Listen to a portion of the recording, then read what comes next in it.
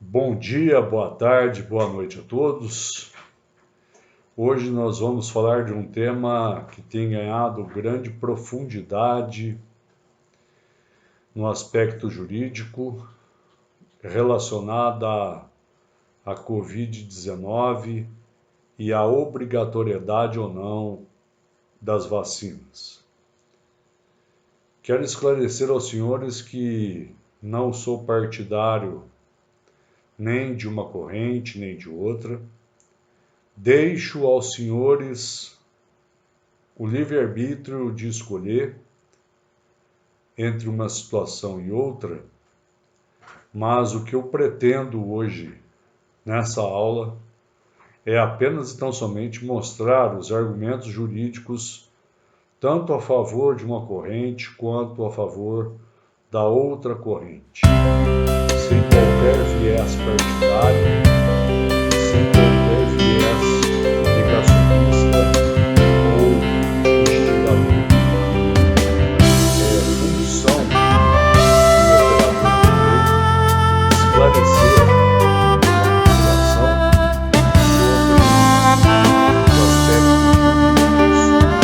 legais que estão sendo adotados nessas situações pelos órgãos governamentais.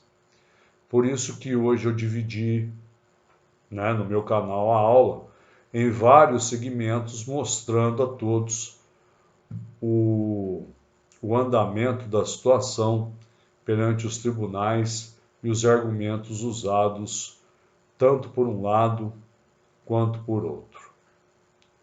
Então nós vamos trabalhar dessa maneira nessa videoaula de hoje.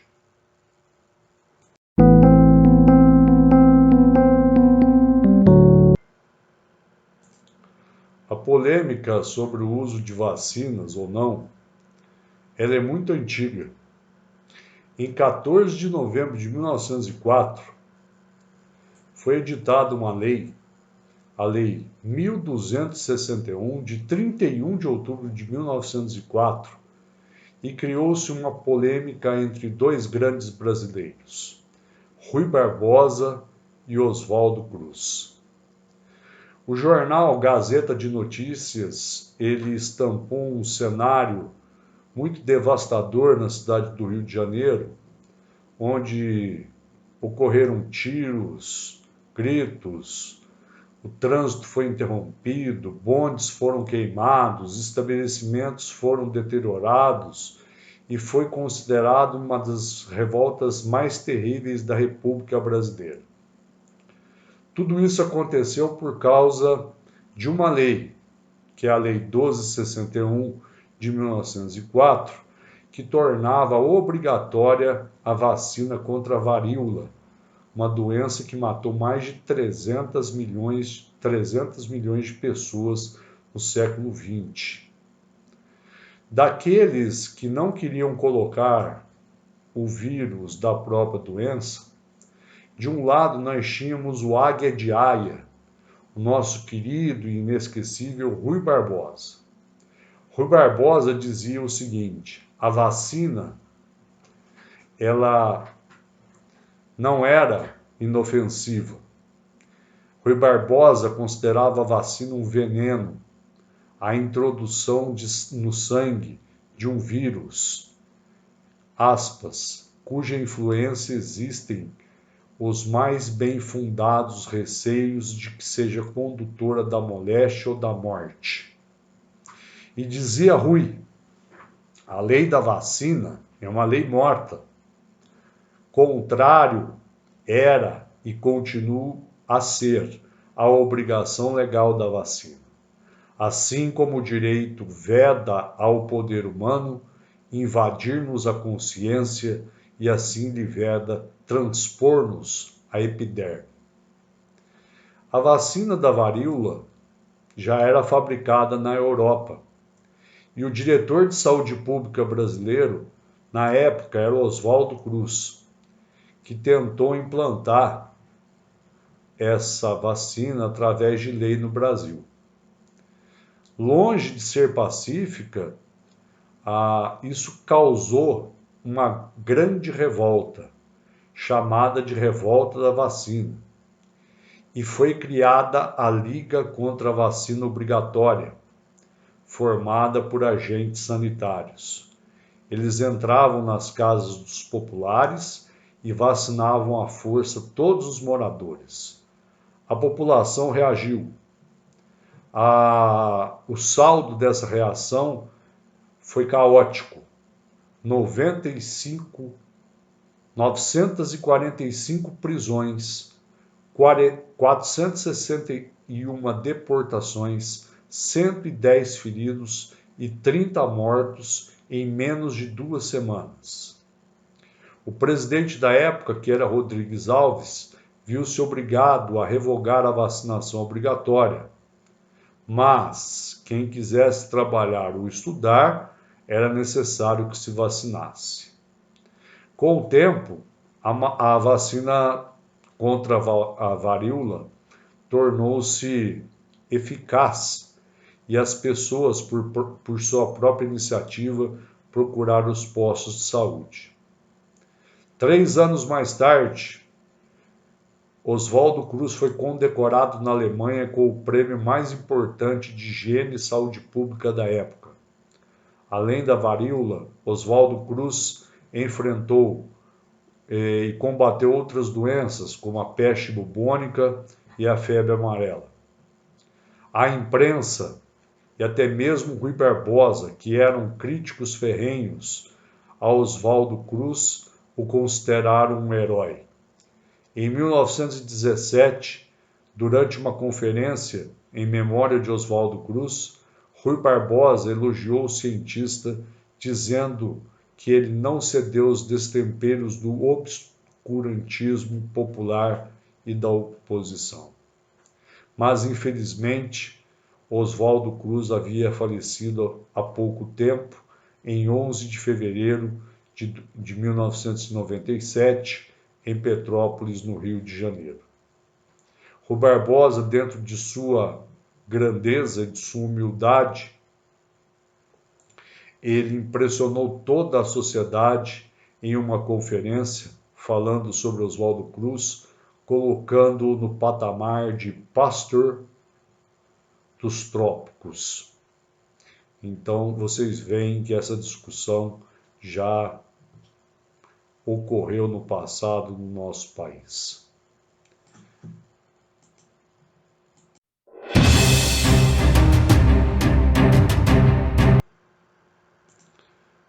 Pouca gente sabe, e é dever nosso esclarecer, que o Brasil possui o Programa Nacional de Imunização.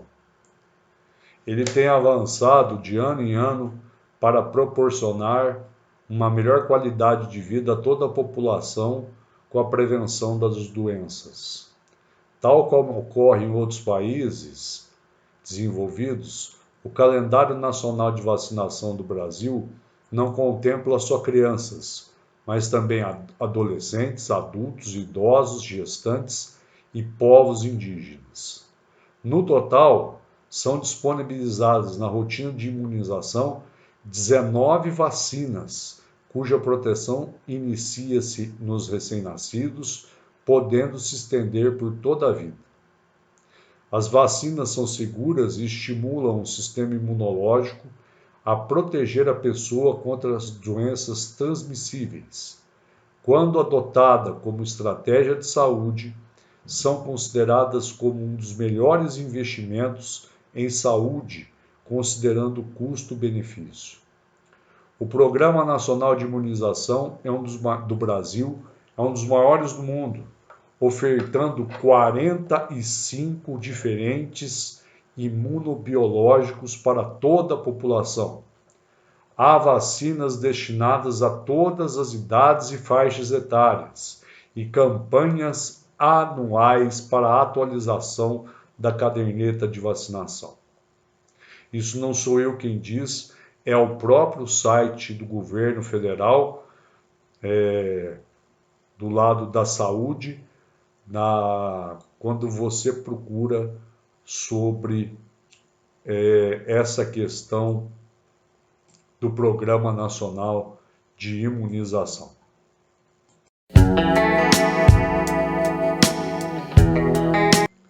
Agora nós vamos falar sobre o aspecto de saúde e sua conceituação jurídica, segundo o direito constitucional e segundo a legislação. O primeiro autor que eu vou citar para vocês é o professor Henrique Hoffman Monteiro Castro. A saúde corresponde a um conjunto de preceitos higiênicos referentes aos cuidados em relação às funções orgânicas e às prevenções de doenças. Em outras palavras, saúde significa estado normal e funcionamento correto de todos os órgãos do corpo humano, sendo os medicamentos os responsáveis pelo restabelecimento das funções de um organismo eventualmente debilitado.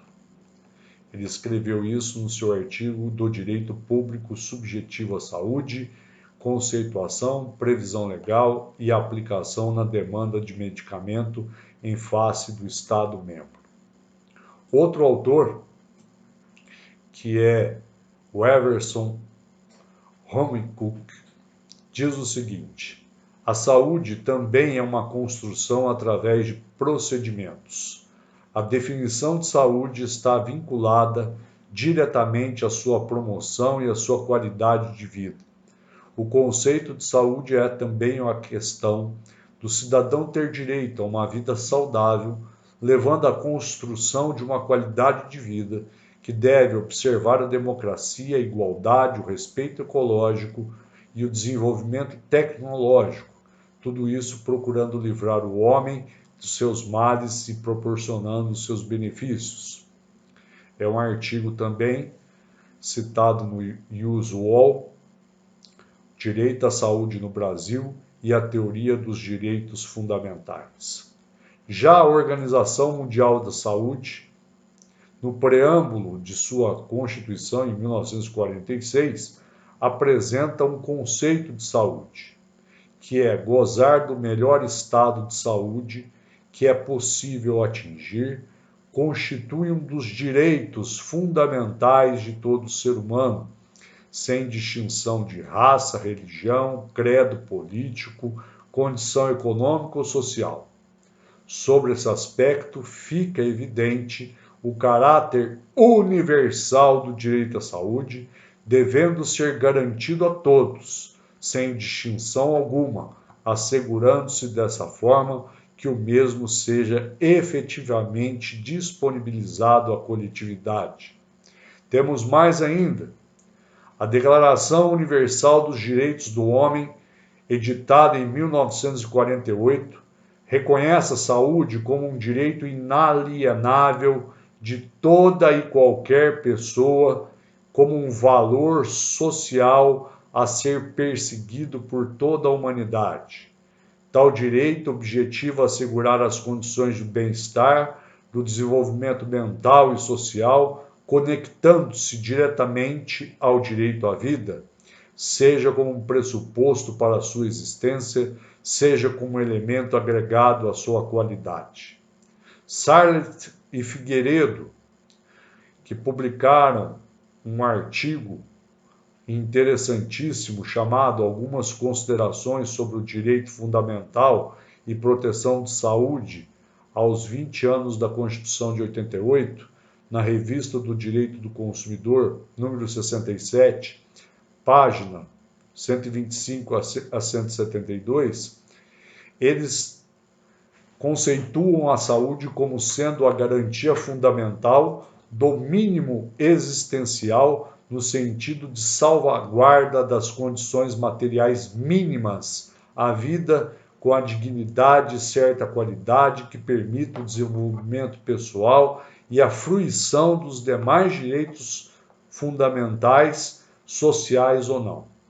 Desse modo, ainda que não tivesse sido positivado explicitamente no texto constitucional o direito à saúde, certamente pode ser admitido como direito fundamental implícito, à semelhança do que acontece em outros sistemas jurídicos, como é o caso da Alemanha. Não fosse isso suficiente, a cláusula de abertura do parágrafo 2º do artigo 5º, permite a extensão do regime de jusfundamentabilidade, especialmente a presunção em favor da aplicabilidade imediata do mandado de otimização previstos no parágrafo 1º do dispositivo constitucional a outras normas relacionadas com o direito da saúde, ainda que externas ao artigo 5º e 6º da Constituição Federal. O que parece certo, ao fim, é que uma ordem constitucional que protege o direito à vida, a integridade física, corporal e o meio ambiente sadio e equilibrado deve salvaguardar a saúde sob pena de esvaziamento substancial desses direitos. O direito à saúde é reconhecido pela lei nacional e internacional como um direito fundamental que deve ser garantido pelos estados aos seus cidadãos por meio de políticas e ações públicas que permitam o acesso de todos aos meios adequados ao seu bem-estar. O direito à saúde implica em prestações positivas, incluindo a disponibilização de serviços e insumos de assistência à saúde, tendo, portanto, a natureza de direito social que comporta uma dimensão individual e outra coletiva em sua realização. Isso é o que diz Miriam Ventura na Judicialização da Saúde, Acesso à Justiça e Efetividade do Direito à Saúde, publicado na Psiques Online. O Supremo teve a oportunidade de acompanhar essa questão no agravo regimental no recurso extraordinário 39.31.75.0 do Rio Grande do Sul, em que foi relator o ministro Celso de Mello, que diz o seguinte: cumpre não perder de vista que o direito público subjetivo à saúde representa a prerrogativa jurídica indisponível, assegurado à generalidade das pessoas pela própria Constituição da República. Constitui bem jurídico constitucionalmente tutelado, cuja integridade deve velar de maneira responsável o poder público, a quem incumbe formular e implementar políticas sociais e econômicas que visem garantir aos cidadãos o acesso universal e igualitário à assistência médica hospitalar. O jurista português Canutilho, que eu tive a oportunidade de ter como professor, diz o seguinte, que o direito à saúde tem duas vertentes. Uma de natureza negativa, que consiste no direito de exigir do Estado, de terceiro, que se abstenha de qualquer ato que prejudique a saúde, e outra de natureza positiva, que significa o direito às medidas e prestações estaduais visando a prevenção das doenças e o tratamento delas. Essa passagem está no livro do professor José Joaquim Gomes Canutilho, Estudos sobre Direitos Fundamentais, na editora Revista dos Tribunais, de 2008. A saúde sempre foi tratada como um direito social fundamental de todo e qualquer ser humano. Norberto Bobbio, em sua obra A Era dos Direitos, diz que o momento histórico não é de se discutir as declarações de direito, mas sim efetivar os direitos. Curso de Direito Constitucional, escrito por Gilmar Mendes e outros autores, terceira edição da editora Saraiva. Um grande constitucionalista que eu gosto, que é o professor José Afonso da Silva, ele diz que a Constituição submete o conceito de seguridade social e ações e meios para torná-los eficazes.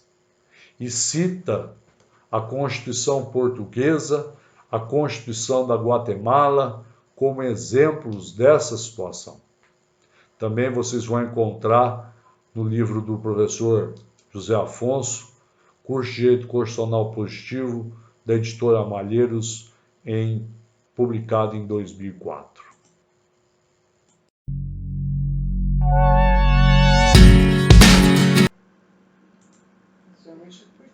A saúde é um direito fundamental de segunda dimensão. Os direitos fundamentais de segunda dimensão relacionam-se com as liberdades positivas. São aqueles que asseguram o princípio da igualdade material entre o ser humano. Neste contexto, ocorre a criação de normas de ordem pública destinadas a limitar a autonomia de vontade das partes em prol dos interesses da coletividade. O direito de segunda geração, ao invés de se negar ao Estado uma atuação, é aquele que exige dele que preste políticas públicas, tratando-se, portanto, de direitos positivos, que impõem ao Estado uma obrigação de fazer, correspondendo os direitos à saúde, educação, trabalho, habitação, previdência social, assistência social e etc. Vejam que é um direito fundamental de segunda dimensão citada a saúde. São direitos que impõem diretrizes e deveres a serem realizadas pelo Estado, no intuito de proporcionar à população uma melhor qualidade de vida e um nível de dignidade como pressuposto do próprio exercício da liberdade. Ela surgiu pela primeira vez na Constituição de Weimar, na Alemanha, e no Tratado de Versalhes, em 1919.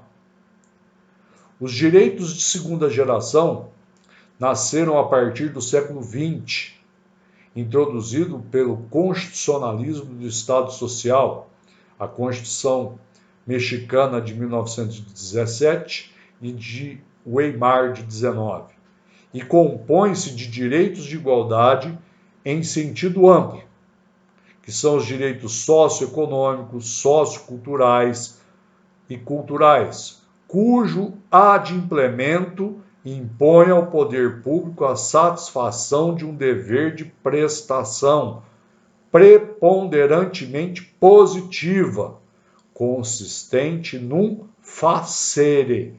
São os reconhecidos os direitos à saúde, à educação e à previdência.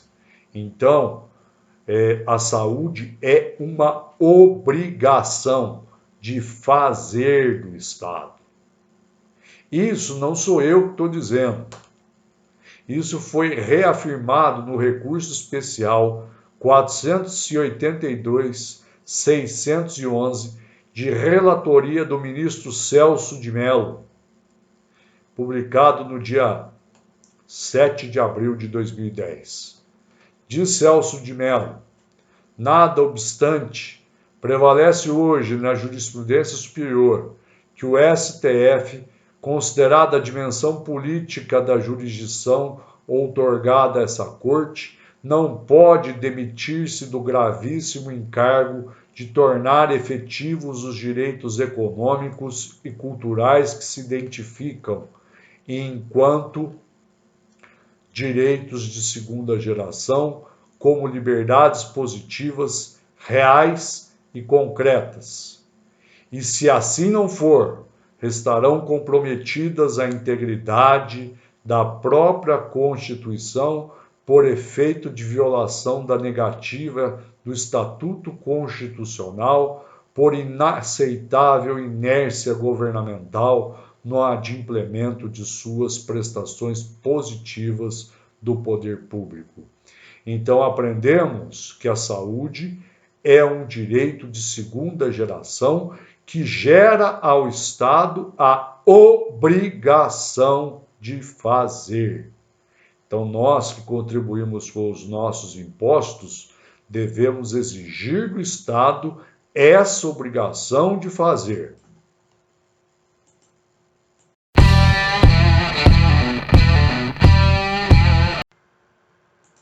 No Brasil, nós temos a Agência Nacional de Vigilância Sanitária, mais conhecida como Anvisa.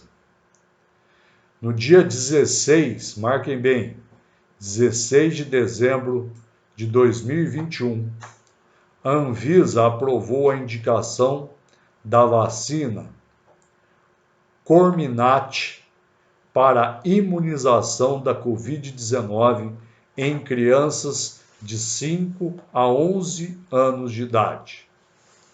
Esta aprovação permite o início do uso da vacina no Brasil para essa faixa etária. Esta autorização veio após uma análise técnica criteriosa de dados e estudos clínicos conduzidos pelo laboratório.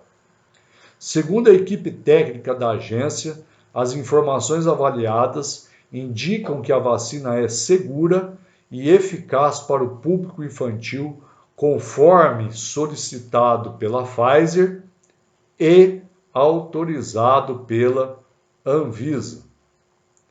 Essa avaliação levou 21 dias, descontados os 14 dias que a Pfizer usou para responder às exigências técnicas da Anvisa. Portanto, para as crianças de 5 a 11 anos, já existe a vacina, a Comirnaty, que foi aprovada pela Anvisa em 16 de dezembro de 2021. Isso é importante para a abordagem dos tópicos que virão a seguir.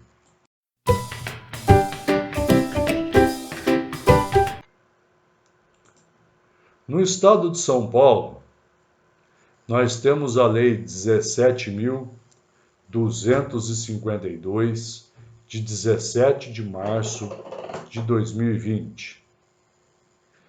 No artigo 1º dessa lei, que foi resultante do projeto de lei 721 do deputado professor Kenny, que dispõe sobre a obrigatoriedade de apresentação nas redes públicas e particulares da carteira de vacinação no ato da matrícula escolar, nós temos o artigo 1º que diz o seguinte: é obrigatória, em todo o território estadual, a apresentação de carteira de vacinação dos alunos de até 18 anos de idade no ato de suas respectivas matrículas em todas as escolas da rede pública e particular que ofereçam educação infantil, ensino médio e ensino fundamental. A carteira de vacinação deve estar atualizada e nós temos essa situação no estado de São Paulo, em que houve a regulamentação através do projeto de lei 721, transformado em lei número 17.252, de 17 de março de 2020.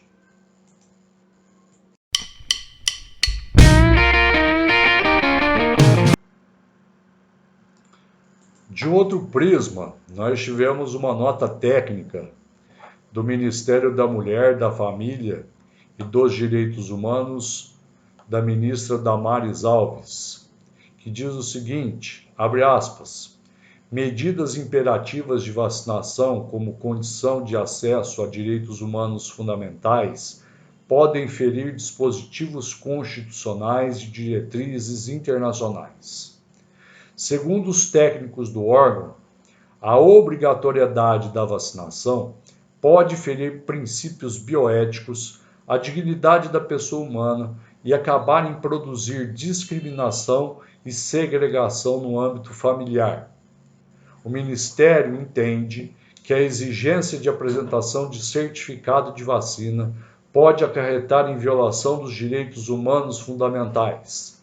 Assina o documento Eduardo Miranda Freire, secretário de Proteção Global substituto, Fernanda Ramos Monteiro, secretária nacional dos Direitos da Criança e do Adolescente, substituto, Marcelo Couto Dias, secretário nacional da Família, substituto, e Jailton Almeida do Nascimento, diretor diretor de promoção em direitos humanos. A vacina pediátrica autorizada pela Anvisa, apesar de fazer parte do Plano Nacional de Operacionalização da Vacinação contra a Covid-19, enquanto não constar no Plano Nacional de Imunização ou no calendário básico de vacinação da criança, não será obrigatória e os pais ou responsáveis têm autonomia, só que a decisão de aplicá-las ou não em seus filhos ou tutelados. Diz o documento, foi retirado do UOL, da Folha de São Paulo, do Correio Brasiliense e outros órgãos que acabaram por estampar essa notícia.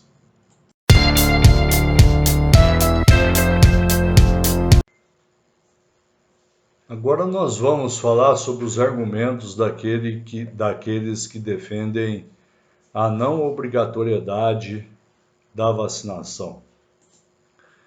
Então, vários juristas, eles entendem que as redes de ensino, eles não podem impedir a matrícula e nem pode permitir ou cercear o acesso das crianças à escola. No documento, que foi amplamente divulgado nas redes sociais, é lembrado que não existe nenhuma lei que obrigue os pais a vacinar uma criança contra a Covid-19 para a matrícula na escola. O argumento utilizado é de que não existe tal obrigação, porque essa vacina não faz parte do Programa Nacional de Imunização, não tem previsão legal no Estatuto da Criança e do Adolescente, no Código Civil e nem em qualquer lei aprovada pelo Congresso Nacional. O próprio Ministério da Saúde estabelece que a vacinação contra a Covid não é obrigatória e a Organização Mundial de Saúde não a recomenda para crianças. Esse é um argumento. O texto também ressalta alguns preceitos constitucionais, dentre os quais eu posso citar os seguintes. Primeiro, previsto no artigo 5º, ninguém pode ser obrigado a fazer ou deixar de fazer alguma coisa, senão em virtude de lei. O Código Civil, no artigo 15, determina que ninguém pode ser constrangido a submeter-se com risco de vida a tratamento médico ou a intervenção cirúrgica. E, além disso, a Constituição Federal, no artigo 227, é dever da família, da sociedade, do Estado, assegurar à criança, com prioridade absoluta, o direito à vida, à saúde, à educação, além de colocá-los a salvo de qualquer forma de negligência, discriminação, exploração, violência, crueldade ou opressão. Isso vocês vão encontrar no site Gazeta do Povo, Vida e Cidadania, matéria de defesa jurídica para os pais que não querem vacinar os filhos. São argumentos que são usados para aqueles que não desejam a vacinação. Ressaltam ainda que o PNI determina algumas vacinas como obrigatórias para as crianças e adolescentes, como a BCG, contra a tuberculose, aplicada na maternidade, a tríplice viral, a tetravalente, a vacina contra a paralisia infantil, entre outras. Então, o argumento para aqueles que defendem a não obrigatoriedade são esses que eu acabei de colocar para vocês.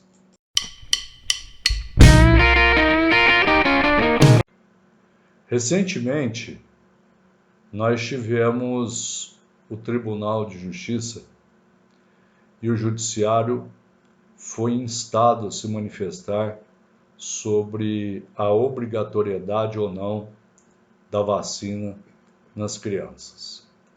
E eu gostaria de colocar para vocês que foi uma situação de um casal que foi intimado a regularizar a vacinação do filho de 3 anos. E caso não fosse cumprida essa determinação, o Conselho Tutelar deveria fazer a busca e apreensão da criança para garantir a imunização. Nesse caso, em primeira instância, o juiz decidiu de forma a favorecer os pais, reconhecendo a existência concreta de riscos graves e proporcionalmente superiores aos benefícios da vacinação a justificar a opção do casal. O juiz entendeu não haver negligência no caso, pois a criança recebe acompanhamento médico, não sendo permitida, portanto, a intervenção do Estado quando existe atuação eficiente dos pais na tutela da saúde da criança. Por fim, em primeira instância, o juiz reconheceu a existência de opção da família em assumir os riscos ou não da vacinação. Houve inconformismo dessa decisão e a Câmara Especial do Tribunal de Justiça de São Paulo reformou essa decisão, com o seguinte teor: no aspecto fático, não se justifica a conduta dos genitores por não haver base científica na afirmação do risco concreto e suficiente a afastar os benefícios da imunização das crianças, afirmou o desembargador Torres Garcia, lembrando que o estudo que apontava os riscos da substância cancerígena na conservação das vacinas foi desmentido pela própria revista que o publicou. Além disso, o desembargador Torres Garcia afirmou no acordo que a falta da vacinação faz aumentar o número de epidemias de doenças já erradicadas. Por isso, publicações especializadas têm recomendado a imposição mandatória como forma de garantir a saúde dos cidadãos em geral. Não há evidências científicas impede repisar, diz o desembargador Torres Garcia, que justifiquem a conduta dos pais que optam, por mera convicção pessoal, pela vacinação do filho, muitas vezes amparados em informações não fidedignas propagadas pelas redes mundiais de computadores. Para quem quiser acompanhar e quiser ter a íntegra desse acórdão, é a apelação civil 100 3284 83 2017 826 0428, relator desembargador Fernando Torres Garcia, que foi proferida no dia 11 de julho de 2019.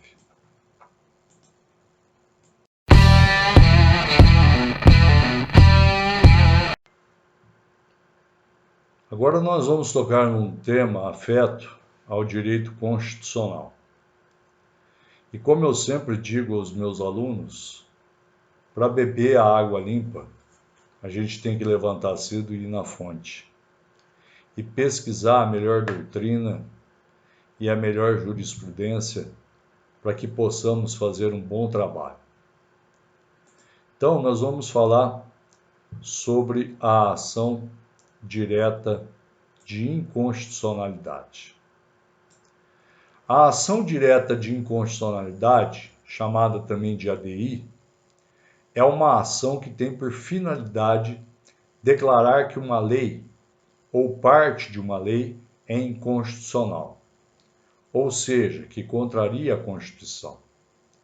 A ADI é um dos instrumentos daquilo que os juristas chamam de controle concentrado de constitucionalidade das leis. A ação direta de inconstitucionalidade, ela está prevista no artigo 102, inciso 1º da Constituição Federal.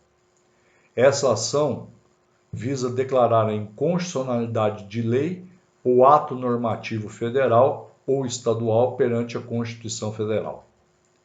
Ela é proposta perante o Supremo Tribunal Federal, que é competente para o seu conhecimento e julgamento. e o seu procedimento é previsto pela Lei 9868 de 99. Caso o Supremo declare a inconstitucionalidade da lei ou do ato normativo federal ou estadual, essa decisão terá caráter erga omnes, ou seja, alcançará a todos. Além disso, tem o efeito ex tunc, ou seja, significa a exclusão da norma do ordenamento jurídico.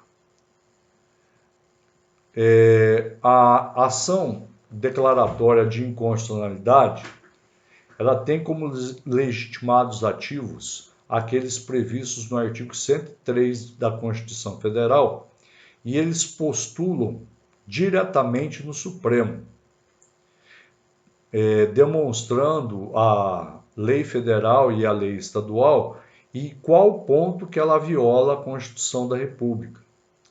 É uma ação de caráter declaratório, de natureza positiva ou negativa, tendo em vista a natureza dúplice ou ambivalente, com provimento erga omnes, ou seja, efeito para todos, e efeitos vinculantes, e é uma ação que segue um procedimento sumário, sendo possível, em caso de urgência e relevância, que o relator lhe imprima um rito célere mais rápido. Nós temos a posição que nós encontramos no Manual de Ações Constitucionais do professor Almeida, da editora Del Rey. A finalidade da ação direta de inconstitucionalidade, conforme ensina o professor Alexandre de Moraes, é retirar do ordenamento jurídico lei ou ato incompatível com a ordem constitucional. No âmbito jurídico, em cadernos de direito processual civil, nós vamos entender que a ação direta de inconstitucionalidade se propõe a atacar uma questão de mérito, a inconstitucionalidade de lei ou ato normativo.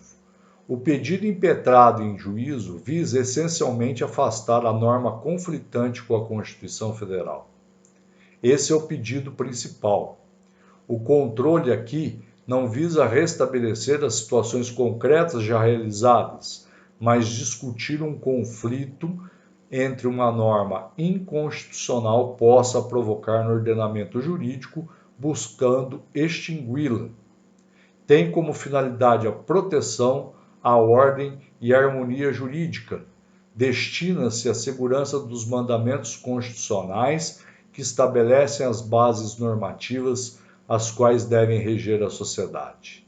Não objetiva regular as relações particulares e individuais dos impetrantes, mesmo que estes venham a ser beneficiados com a declaração de inconstitucionalidade da lei. Um dos autores clássicos que eu gosto, que é o professor José Afonso da Silva, ele nos ensina que a ação direta de inconstitucionalidade, ela reside no fato da supremacia da Constituição sobre as demais leis, no sentido de afastar do ordenamento jurídico de um país leis inferiores que violem normas constitucionais. E também diz o professor José Afonso da Silva que essas leis que são incompatíveis com a Constituição não podem perdurar, porque contrariam o princípio da coerência e da harmonia do ordenamento jurídico. Isso mesmo com uma reunião de normas vinculadas entre si, com uma fundamentação unitária. Estou falando sobre a ação direta de inconstitucionalidade para chegarmos ao ponto crucial dessa nossa aula, que é o entendimento do Supremo sobre a vacinação.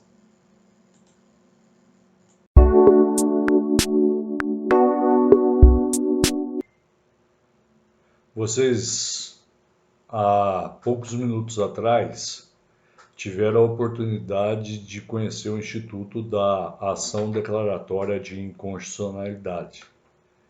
E eu vou trazer para vocês o resultado do julgamento da ação declaratória de inconstitucionalidade que foi proferido pelo Supremo Tribunal Federal, em que se discute o tema ora posto em debate.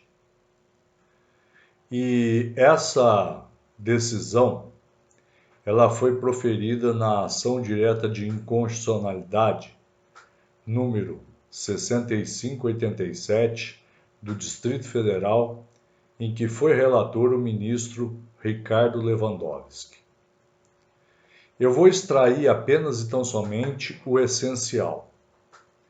O Supremo Tribunal Federal, em julgamento, onde se podia e se discutia se os pais podem deixar de vacinar seus filhos menores de idade, com fundamento em convicções filosóficas, religiosas, morais e existenciais, fixou a seguinte tese. Vamos nos recordar que a ação direta de inconstitucionalidade ela tem efeito ex tunc, ou seja, para atos do passado, e efeito erga omnes, ou seja, para todos. Fixaram-se 4 pontos. O primeiro, é constitucional a obrigatoriedade de imunização por meio de vacina que, primeiro requisito, seja registrada em órgão de vigilância sanitária. 2. Tenha sido incluída no Programa Nacional de Imunizações. Ou tenha sua aplicação obrigatória em lei. 4. Seja objeto de determinação da União, do Estado, do Distrito Federal ou município, com base em consenso médico-científico. Ressaltou o ministro Ricardo Lewandowski. A decisão judicial de repercussão geral, acima mencionada, ressalva, porém, que vacinação compulsória não significa vacinação forçada. O poder público pode tornar compulsória a aplicação de vacina, apesar de não poder vacinar ninguém à força, ou seja, mano militare. É lícito ao Estado, todavia, estabelecer medidas indiretas que condicionem o exercício de determinadas atividades ou a frequência de determinados lugares à comprovação da imunização. Em tais casos, diz o ministro Lewandowski, não se caracteriza a violação da liberdade de consciência e convicção filosófica dos pais ou responsáveis, nem tampouco ao poder familiar. Esse julgamento, o placar foi de 10 votos contra 1. Foi vencido o ministro Nunes Marques, que apresentou ressalvas sobre a obrigatoriedade, defendendo que ela é uma medida extrema, apenas para situações graves e cientificamente comprovadas e desde que esgotadas formas menos gravosas de intervenção sanitária. O ministro Nunes Marques defendeu que a vacinação obrigatória pode ser sancionada por medidas indiretas, como a imposição de multas. Isso foi decidido em 3 ações: ação direta de inconstitucionalidade 6586, 6587 e no agravo regimental em recurso especial 1267-879.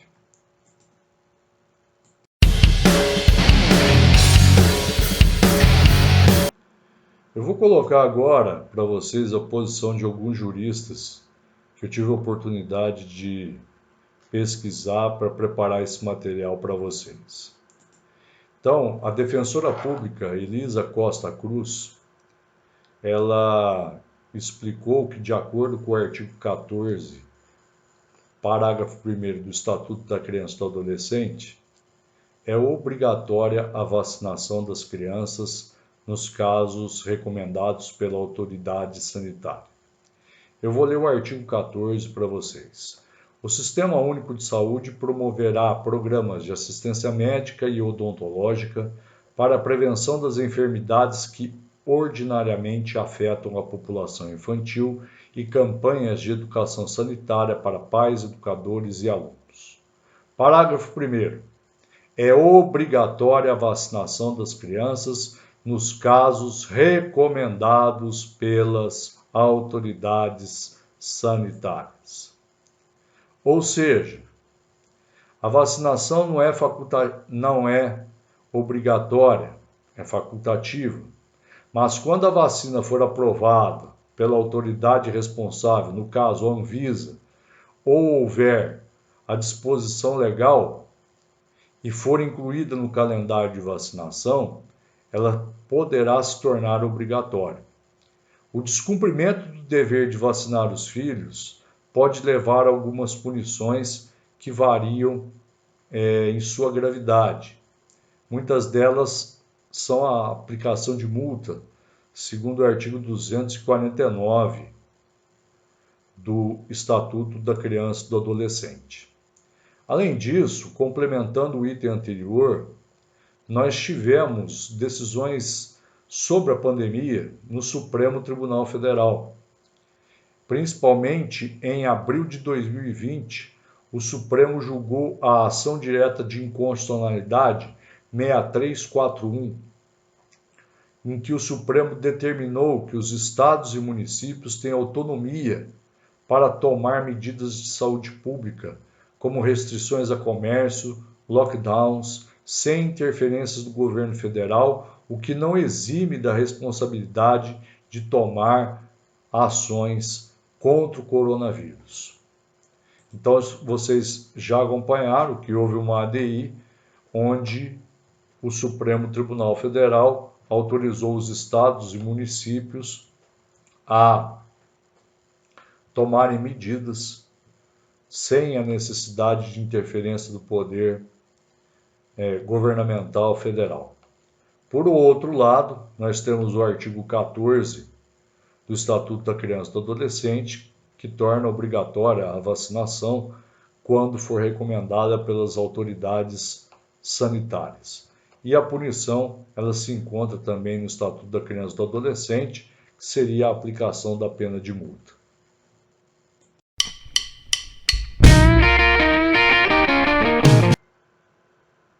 É necessário também se firmar e se falar que nós temos no nosso ordenamento jurídico a Lei 13.979 de 2020, que no seu artigo 3º, a linha T, coloca a vacinação e outras medidas profiláticas como condições para a lei do Covid. E essa lei que o Congresso aprovou, ele coloca a vacina como obrigatória. Mas, como o Supremo fez questão de explicitar, vacina obrigatória não é vacina forçada. Portanto, ele coloca a vacinação como obrigatória, não pode, mano militar, fazer com que o sujeito seja submetido à vacina, mas pode impor sanções de ordem pecuniária ou impedimento de frequentar determinados lugares, se o sujeito não comprovar a vacinação.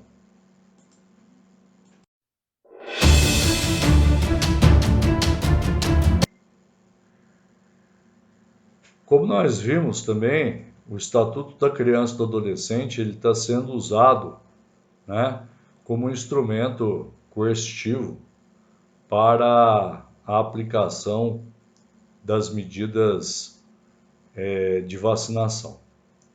Então, o artigo que está sendo utilizado é o artigo 249, que diz o seguinte: descumprir, dolosa ou culposamente, os deveres inerentes ao poder familiar ou decorrentes da tutela ou guarda, bem como, assim, de determinação de autoridade judiciária ou do conselho tutelar. Pena: multa de 3 a 20 salários de referência, aplicando-se em dobro em caso de reincidência. Mas, ouvido sobre o caso o Procurador-Geral do Estado de São Paulo, Mário Sarubo, ele explicou que o Ministério Público, num primeiro momento, ele vai tentar um diálogo entre o promotor e os responsáveis pelo menor, seguida de advertência por não imunizar a criança. A partir daí, se não houver qualquer atitude por parte dos pais, poderão ser aplicados procedimentos específicos, que podem chegar a punições mais severas, como advertências, multas e até a perda temporária do poder familiar. E ele diz que espera que isso não aconteça. E o artigo 14, citado anteriormente por uma nossa doutrinadora, ele coloca que a vacinação ela é obrigatória. Mais especificamente, nessa questão de ter ou não o pai a obrigação de vacinar a criança. Nós temos, já decisões do Tribunal de Justiça, e o artigo 14 também está sendo usado, Parágrafo 1º. É obrigatória a vacinação das crianças nos casos recomendados pelas autoridades sanitárias. Por um outro lado, nós temos o posicionamento exposto pela ministra Damares, que qualquer ato de discriminação que venha ferir os direitos humanos, etc., podem ser denunciados através do canal respectivo do Ministério.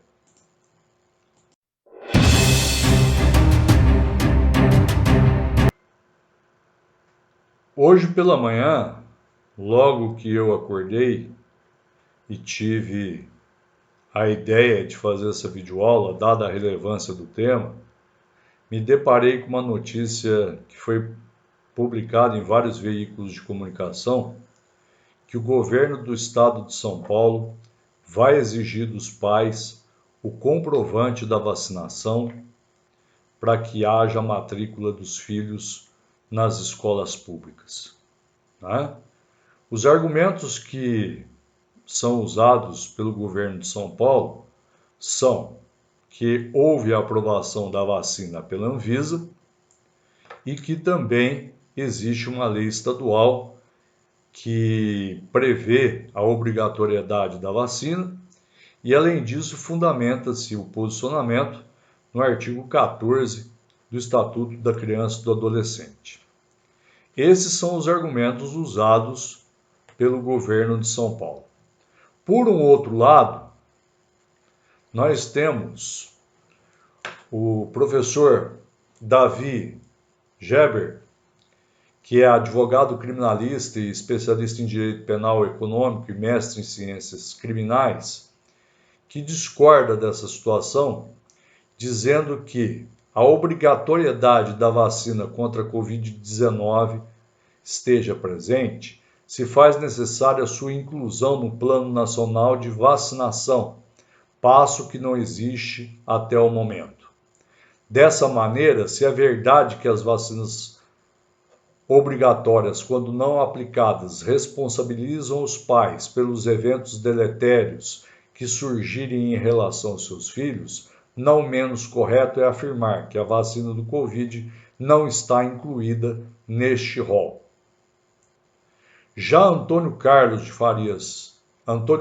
Freitas Júnior, especialista em direito constitucional, ele tem um entendimento diverso. Ele afirma que a mera recomendação da vacina pela autoridade sanitária já torna ela obrigatória para as crianças por força normativa do Estatuto da Criança e do Adolescente. Gustavo Samuel da Silva Santos, que é defensor público do Estado de São Paulo, ele externa sua opinião no seguinte sentido: as vacinas não são experimentais e foram aprovadas pela Anvisa. Assim, é dever de todo responsável legal garantir que a criança e o adolescente seja vacinado contra a Covid-19. Já o juiz Iberê Dias defende que o aval da Anvisa já confere a recomendação de autoridade sanitária pedida pelo ECA. A Anvisa é uma autarquia independente. Para que ela possa exercer essa independência de modo pleno, não pode ficar tecnicamente submetida ao Ministério da Saúde. Já o advogado criminalista Tiago Anastácio, que também é comentarista da CNN, ele nos ensina que cabe à Anvisa regulamentar as políticas sanitárias nacionais. É importante lembrar que referida normatização está em nosso ordenamento jurídico há muito pouco tempo e jamais foi contestado. Para a professora Bruna Marques Saraiva, que é presidente da Comissão da Criança e do Adolescente da OAB do Paraná, a vacina irá tornar-se obrigatória assim que houver inserção no Plano Nacional de Imunização, conforme divulgado pelo Ministério da Saúde, mas sem essa exigência pela pasta. Daniel Dourado defende a inserção no Plano Nacional de Imunização e a determinação que a vacina da Covid é obrigatória, que deve passar por um longo caminho de inserção no calendário vacinal, o que pode ser feito pelos estados e municípios em seus âmbitos, já que o SUS organiza isso de forma tripartite. Um dos argumentos, e que vai levar isso à judicialização, é o de que o Ministério da Saúde não colocou a vacina do Covid no calendário. Mas os estados e municípios podem colocar. E se isso acontecer, provavelmente isso será judicializado. E o grande X da questão é nós analisarmos o posicionamento do Supremo Tribunal Federal.